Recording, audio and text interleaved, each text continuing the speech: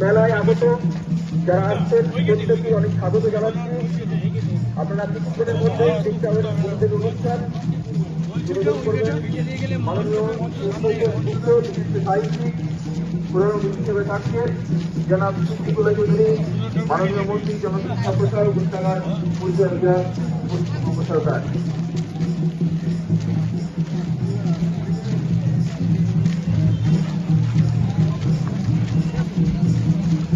বইয়ের জন্য হাঁটুন এই পদযাত্রা আমরা পৌঁছে গেছি ইরিগেশন কলোনি গ্রাউন্ডে। এখানেই মেলা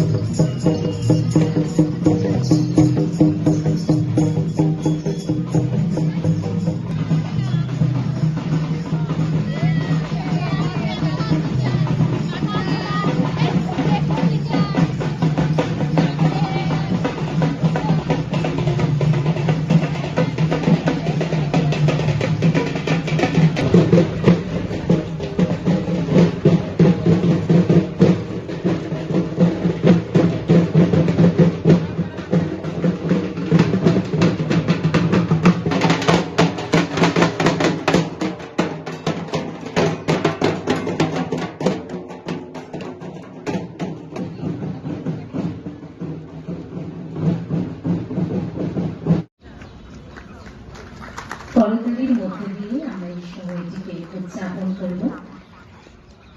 আমরা একটি স্মারক প্রদানের মধ্য দিয়ে আপনাকে শ্রদ্ধা জানাই হে মহতী।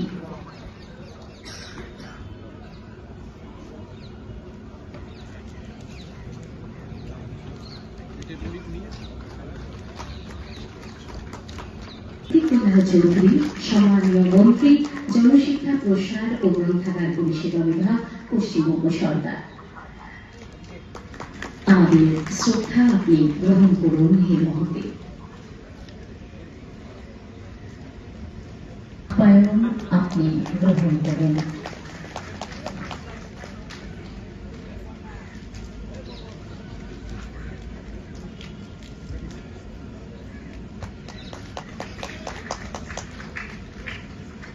৪৪তম বীরভূম জেলা বইমেলা ২০২৫-২৬ মঞ্চে সভাপতি হিসেবে শ্রদ্ধা জানাচ্ছি। আমাদের শ্রদ্ধা এবং কৃতজ্ঞতা গ্রহণ করুন হে মহতী।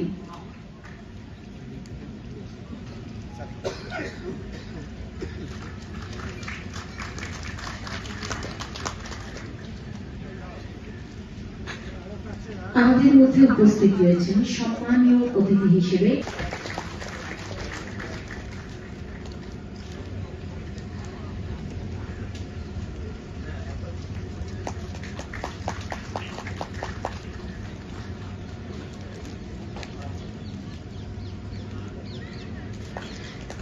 এরপর আমরা বরণ করে নেব শ্রী বুলবুল विशिष्ट साहित्यिक श्री रुचित गुप्त महाशय, ADM development, district library services team और डिस्ट्रिक्ट लाइब्रेरी ऑफिसर, এছাড়া অন্যান্য বিশিষ্ট অতিথিগণ যারা মঞ্চে উপস্থিত আছে, আপনাদের সবাইকে আমার নমস্কার। মঞ্চের সামনে বিভিন্ন স্কুল থেকে যা বাচ্চারা এসছে, এনসিসি ক্যাডেটসরা এসছে, দিদিরা দাদারা যারা এসছেন, মিডিয়ার বন্ধুরা যারা এসছেন, আপনাদের সবাইকে আমার নমস্কার। আজকে এই 44th বুক ফেয়ার বীরভূমের শিউড়ি শহরের মধ্যে আজকে উদ্বোধন অনুষ্ঠানটা উদযাপন হচ্ছে। আমি আপনাদের সবাইকে এখানে স্বাগত জানাচ্ছি। ঠান্ডা, আপনারা জানেন, ঠান্ডার সকাল বা ঠান্ডার দুপুরে আমাদের সবারই অভ্যেস, যেখানেই আমরা থাকতাম বই মেলায় যেতাম। আশা করছি আপনারাও এই শিউড়ির মেলায় ওই উপভোগটা, ওই অনুভূতিটা করতে পারেন। বই আমাদের সবার জন্য খুব গুরুত্বপূর্ণ জিনিস। আপনি জানেন, আমরা সবাই পড়াশোনা করেছি, বই পড়েছি, কিন্তু বইয়ের কথা বা বই মেলার কথা শুনলে আমার পক্ষে একটু কিন্তু একটা আবেগবোধ সবসময়ই হয়। তার একটা বড় কারণ, 3 বছরের একটা ছোট মেয়ে, যে যাকে আমি আর বেশি সময় দিতে পারি না, অফিসের পর যখন বাড়ি ফিরি খুব বেশি ক্লান্তির মধ্যে ওর সঙ্গে কথা বলতে পারি না, অনেক খেলনা অনেক খেলার মধ্যেও আমি দেখেছি তার সঙ্গে কিন্তু সেই রকম সম্পর্ক তৈরি করতে পারিনি। কিন্তু বইয়ের মাধ্যমে আমি দেখেছি যখন বই পড়ে শোনাই বা কোনো বইয়ের কথা বলি বা যদি কোনো কবিতা বা কোনো ছড়া ওকে বই থেকে পড়ছি, ওই সম্পর্কটা কিন্তু আমি কিন্তু বোধ করতে পারি। সে কারণে বই আমার জীবনে, আমার পড়াশোনা বাদ দিলেও বই আমার জীবনে কিন্তু একটা আলাদা আবেগ বোধ রাখে। আপনারা জানেন আজকে যখন বই মেলার জন্য আসছিলাম খুব খুশি ছিলাম, বাট আমার মেয়েকে যখন ফোন করলাম, একটা ভিডিও কল করি যে আজকে বই মেলায় যাচ্ছি, তাহলে বললো কি ঠিক আছে আমার জন্য বই আনবে, ছড়ার বই আনবে। আমি ছড়ার বই নিয়ে যাব, তার আগেই যে কথা শেষ করতাম বললো আচ্ছা ঠিক আছে তখন অব্দি একটু অডিও বুকটা পাঠিয়ে দাও। এটা হচ্ছে আমাদের এখনকার পরিবেশের একটা বড় চ্যালেঞ্জ যে এই বইগুলো আদৌ বাজবে, অডিও বুক, ই বুক বা এই যে প্রিন্ট ডিজিটাল মিডিয়ার মধ্যে আদৌ কি বই বাজবে? আমার ধারণা বই সবসময় বাজবে। তার একটা কারণটা হচ্ছে বই নিজেকে কিন্তু অ্যাডাপ্ট করে নিচ্ছে। বই সবসময় যে ছাপানো বানানো অবস্থায় থাকবে তা না। বই যে শৈলী, যে লেখার শৈলী, ওই শৈলীটা কিন্তু সবসময় আমাদের মধ্যে একটা আলাদা দাগ কাটে। আমি একটু বুঝিয়ে দিচ্ছি। আপনি যখন গান শুনবেন বা আপনি কোনো চিত্র দেখবেন বা কোনো কলা বা কোনো আর্ট যখন দেখবেন, আপনার মধ্যে একটা অনুভূতি হয়। বই পড়লে, কিছুটা সিনেমা দেখলে আপনি দেখবেন একটা আলাদা অনুভূতি হয়। আলাদা অনুভূতিটা কি? বই পড়লে আপনি কিন্তু বইয়ের লেখার শৈলী থেকে আপনি কিন্তু আলাদা একটা জায়গাতে চলে যান। আপনি নিজের যে এই যে স্ট্রেস, টেনশন, এই যে অনুভূতি করছেন, ওখান থেকে একটা আলাদা জায়গাতে আপনাকে ট্রান্সপোর্ট করে নিয়ে যায় বইটা।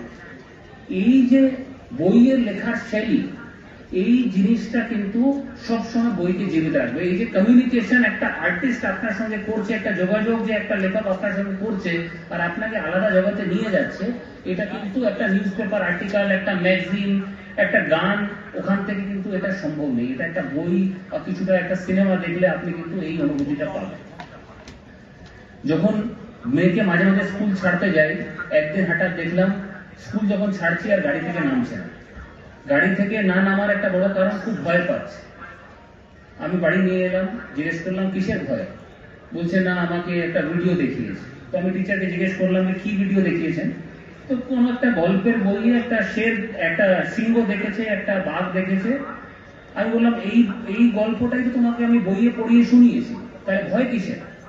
ওই বাচ্চাই যখন বই পড়ছে কিন্তু ভয় পাচ্ছে না, যখন ওটাই সিনেমাতে বা ভিডিওতে দেখছে তখন ভয় পাচ্ছে।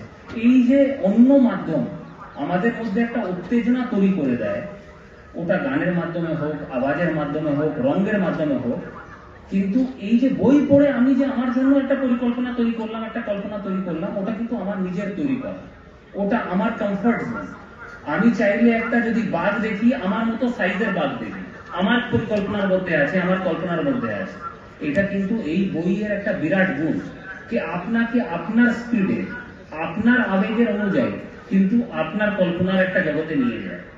এটা কিন্তু বাচ্চাদের থেকে শেখাকে আমাদের মধ্যেও কত উত্তেজনা তৈরি হয়ে যায় যখন আমরা সিনেমা দেখি বা আমরা গান শুনি বা আমরা নিউজ শুনি, কিন্তু বই পড়ার পর কিন্তু আমরা আমাদের জগৎ আমাদের হাতে নিজে তৈরি করি। এই কারণে আমি বলি বই কিন্তু কোনোদিন বিলুপ্ত হবে না, বই আকার পাল্টাবে কিন্তু আমাদের মধ্যেই থাকবে। আপনাদেরকে আবার অনুরোধ করব, আপনারা এই বইমেলাটা ঘুরুন, আনন্দ বোধ করুন।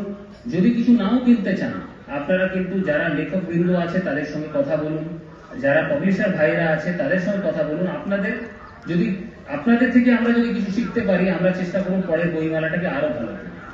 আবার সবাইকে ধন্যবাদ জানাচ্ছি যে আপনারা এই ঠান্ডা দুপুরে আমাদের মধ্যে উপস্থিত হয়েছেন, আর বিশেষ করে আমাদের মাননীয় মন্ত্রী, যিনি এত দূর থেকে একটা জার্নি করে আমাদের মধ্যে সময় বার করে এসেছেন, ও আমাদেরকে আশীর্বাদ দেওয়ার জন্য, আমাদেরকে মার্গদর্শন দেওয়ার জন্য আবার আপনাদেরকে অত্যন্ত ধন্যবাদ। নমস্কার। মাননীয় মন্ত্রী, জনশিক্ষা প্রসার ও গ্রন্থাগার পরিষেবা বিভাগ, পশ্চিমবঙ্গ সরকার, আমরা তাকে সবিনয়ে মঞ্চে আসন গ্রহণ করবার অনুরোধ জানাচ্ছি।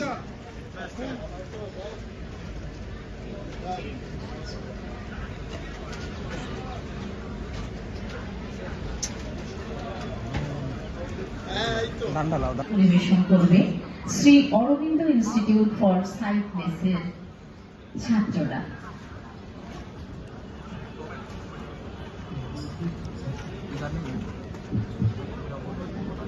হুম, হুম।